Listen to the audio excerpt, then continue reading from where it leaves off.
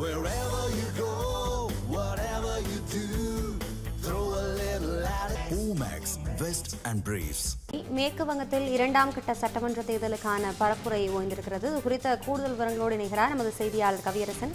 கவியரசன், விவரங்களை வழங்கலாம். வணக்கம் மதுராமி. இந்த 5 மாநில தேர்தல் திருவிழாவில் கடைசியாக இன்னும் பாக்கி இருக்கிறது மேற்கு வங்கத்தில் இரண்டாம் கட்ட தேர்தல் தான். அது 29ஆம் தேதி நடைபெற இருக்கு. அதை முன்னிட்டு தற்போது பரப்புரை ஓய்ந்திருக்கிறது. மிகவும் காரசாரமான பரப்புரையை தான் நம்ம கடந்த சில நாட்களாக பார்த்துட்டு வர்றோம். முதல் தேர்தலை விட முதல் கட்டத்தை விட இரண்டாம் கட்டத்தில் பரப்புரை களம் மிகவும் பரபரப்பாகவும் விறுவிறுப்பாகவும் இருந்தது அப்படின்னு தான் சொல்லணும்.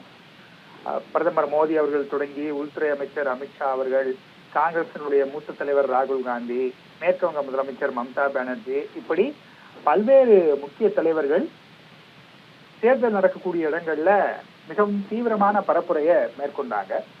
மேற்கு வங்கத்துல மொத்தம் 294 தொகுதிகள் இருக்குது. அதுல முதற்கட்டமாக 152 தொகுதிகளுக்கு வாக்குப்பதிவு நடந்து முடிஞ்சிருச்சு.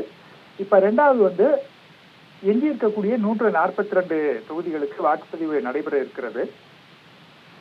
மொத்தமாக எல்லாம் முடிஞ்சு மே 4ஆம் தேதி முடிவுகள் அறிவிக்கப்பட இருக்கின்றன. இதுல முக்கியமா நம்ம பார்க்க வேண்டியது இந்த 142 தொகுதிகளும் வடக்கு 24 பர்கனாஸ், தெற்கு 24 பர்கனாஸ், வடக்கு கொல்கத்தா, தெற்கு கொல்கத்தா, ஹவுரா, ஹூக்ளி, நாடியா, இந்த மாதிரி இடங்கள்ல தான் இந்த 142 இடங்களும் இருக்கிறது. முதற்கட்டத்தை விட இந்த இரண்டாம் கட்ட தேர்தல் மிக முக்கியம் அப்படின்னு சொல்றாங்க. ஏன்னா இங்க இருக்கக்கூடிய மொத்தமாக 142 தொகுதிகள்ல கடந்த முறை 124 இடங்களை திரிணாமுல் காங்கிரஸ் கட்சி கைப்பற்றியது. கிட்டத்தட்ட 86% இடங்களை அவங்க தான் போன முறை ஜெயிச்சாங்க. அதனால இந்த முறை நிச்சயமா அந்த இடத்துல இருந்து பாஜக அதிகமாக எடுத்தால்தான் ஆட்சிக்கு வர முடியும் அப்படிங்கறதான் அரசியல் விமர்சகர்கள், பார்வையாளர்கள் முன்வைக்கக்கூடிய கருத்தாக இருக்கிறது. ஏன்னா முதற்கட்ட தேர்தல் நடந்த இடத்துல பாஜக பெரிய அளவுக்கு வளர்ச்சி அடைந்திருக்கிறாங்க. ஏற்கனவே அவங்க அங்க 59 இடங்கள்ல வென்றிருந்தாங்க. இந்த முறை அந்த எண்ணிக்கை கூடும் அப்படின்னு சொல்லப்பட்டது. ஆனா இந்த இரண்டாம் கட்டத்தை பொறுத்த வரைக்கும் இங்க இருக்கக்கூடிய 142 தொகுதிகளும் திரிணாமுலுடைய கோட்டை அப்படின்னு அழைக்கப்படக்கூடிய இடமாக இருக்கிறது. எனவே இங்க அவங்க ஒரு கணிசமான எண்ணிக்கையை எடுக்கும்போதுதான் ஆட்சி அமைப்பதற்கு அது எளிதாக இருக்கும் அப்படின்னு பார்க்கப்படுகிறது. மிகவும் தீவிரமான பரப்புரையை மேற்கொண்டிருக்கிறாங்க.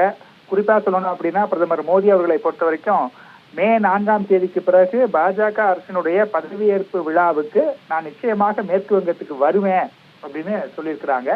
அதன் மூலமாகவே அவங்க அவங்களுடைய நம்பிக்கையை நம்மளால புரிந்து கொள்ள முடியும். நிச்சயம் இந்த முறை மேற்கு வங்கத்தில் பாஜக ஆட்சி அமையும் அப்படிங்கிறதுல அவங்க உறுதியாக இருக்கிறாங்க. அதே நேரத்துல 4வது முறை ஆட்சிக்கு வரணும் அப்படிங்கிறதுல மம்தாவும் உறுதியா இருக்கிறாங்க. அவங்க சொன்ன ஒரு முக்கியமான ஸ்டேட்மெண்ட் என்ன அப்படின்னா, மேற்கு வங்கத்துல ஜெயிச்சுட்டு நான் டெல்லிக்கு வருவேன் அப்படின்னு அவங்க சொல்லியிருந்தாங்க. முதற்கட்ட வாக்குப்பதிவின் போது சில விரும்பத்தகாத நிகழ்வுகள் எல்லாம் நடந்தது. பாஜக வேட்பாளர் மீது தாக்குதல் நடத்தப்பட்டது. அதே போல டிஎம்சியினுடைய தொண்டர்களுக்கும் பிறருக்கும் சண்டையெல்லாம் நடந்தது. அதனால இந்த இரண்டாம் கட்ட தேர்தலை மிகவும் அமைதியாகவும் சுமூகமாகவும் நடத்தி முடிப்பதற்காக தேர்தல் ஆணையம் பல்வேறு நடவடிக்கைகளை மேற்கொண்டிருக்கிறாங்க. தற்போது பரப்புரை ஓய்ந்திருக்கிறது. 29ஆம் தேதி காலை வாக்குப்பதிவு தொடங்க இருக்கிறது. அபிராமி, விரிவான தகவல்களை வழங்கியமைக்கு நன்றி கவியரசன்.